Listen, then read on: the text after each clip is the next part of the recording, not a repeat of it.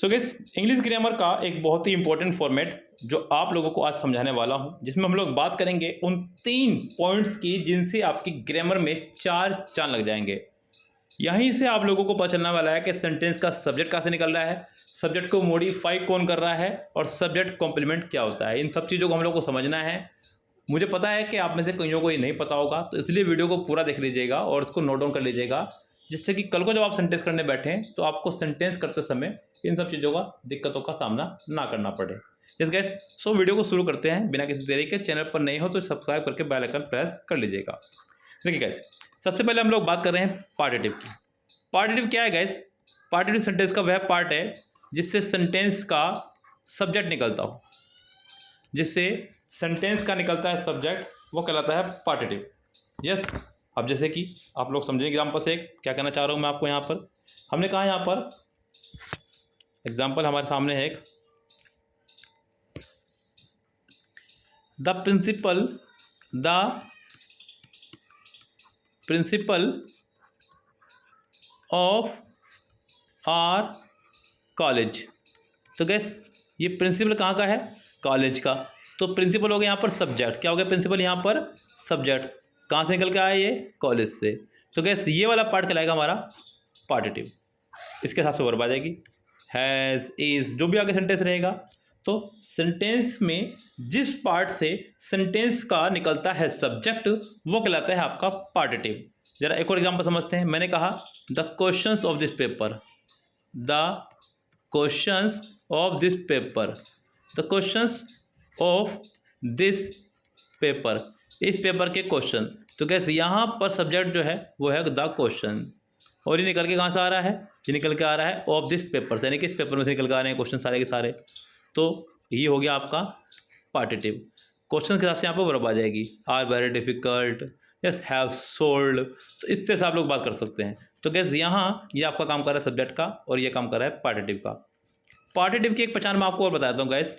पार्टिटिव की जो मेन पहचान है, जो आइडेंटिटी है इसकी, कैसे पहचान लेंगे आप लोग सेंटेंस के अंदर?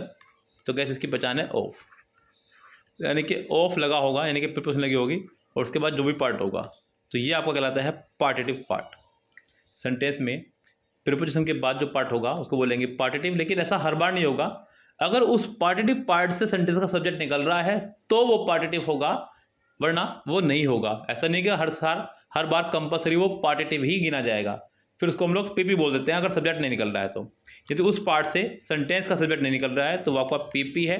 पीपी मतलब प्रेपोजिशनल फ्रेज, यस, जिसकी सेंटेंस में कोई वैल्यू नहीं होती है, जिसको मैं कई बार आपको बता भी चुका हूँ।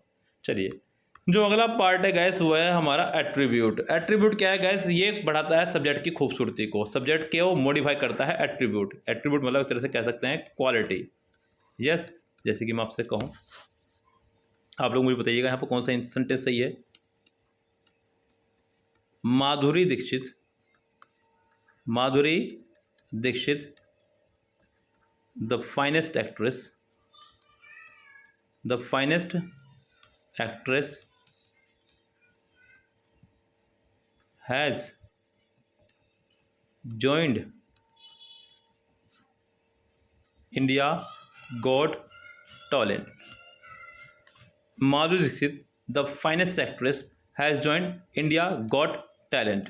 या फिर आप ऐसा बना सकते हैं, द फाइनेस्ट एक्ट्रेस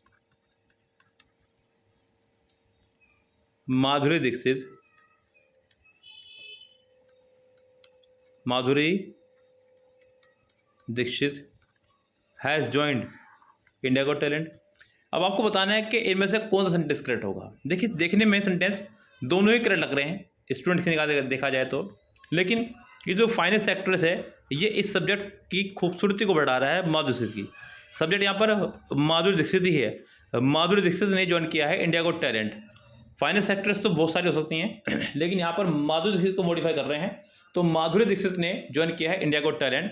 तो यहाँ पर ये हो गया सब्जेक्ट और इस सब्जेक्ट को मॉडिफाई करने आ रहा है ये वर्ड। तो कैसे एट्रीब्यूट जो है, एट्रीब्यूट का काम क्या है? एट्रीब्यूट सब्जेक्ट को मॉडिफाई करने के लिए आएगा और हमेशा सब्जेक्ट के बाद आएगा, हमेशा सब्जेक्ट के बाद आएगा। विधान रखें, पहले नहीं आ सकता है। क्यों नहीं आ सकता है जरा उसको समझिएगा। जैसे कि मैंने आपसे कहा Madhuri Dixit, the finest actress, the finest actress is, if it has joined India got talent. अब गैस यहाँ पर जो एट्रीब्यूट है इसको आप बढ़ा सकते हैं, मतलब यहाँ पर आप हु लगा के, who is the finest actress, Madhuri Dixit who is the finest actress. अगर आप इसे शुरू में लगाएंगे तो आप इसको नहीं बढ़ा सकते हैं। लाइक अगर आप शुरू में लगाएंगे तो कैसे बनाएंगे कि who is the finest actress, the finest actress, फिर आप ऐसा कहेंगे कि माधुरी दीक्षित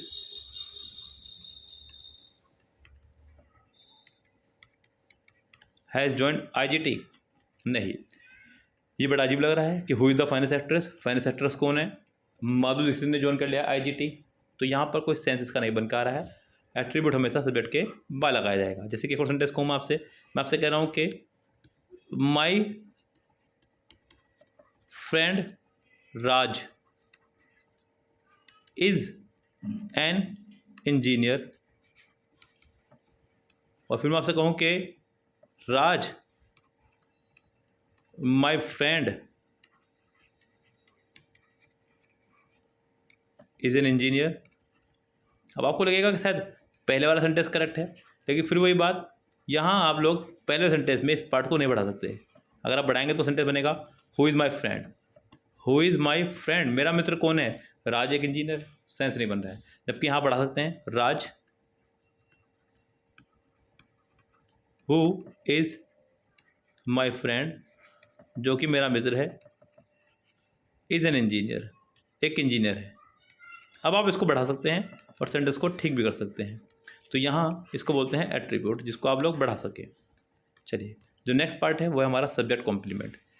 सब्जेक्ट कॉम्प्लीमेंट क्या है गैस, देखिए नाम से पता चल रहा है कॉम्प्लीमेंट, कॉम्प्लीमेंट मतलब किसी को कॉम्प्लीमेंट करना, किसी को बढ़ाना, उसके गुणों को, उसकी तारीफ करना, एक तरह से कह सकते हैं, यस, प्रेज करना किसी की।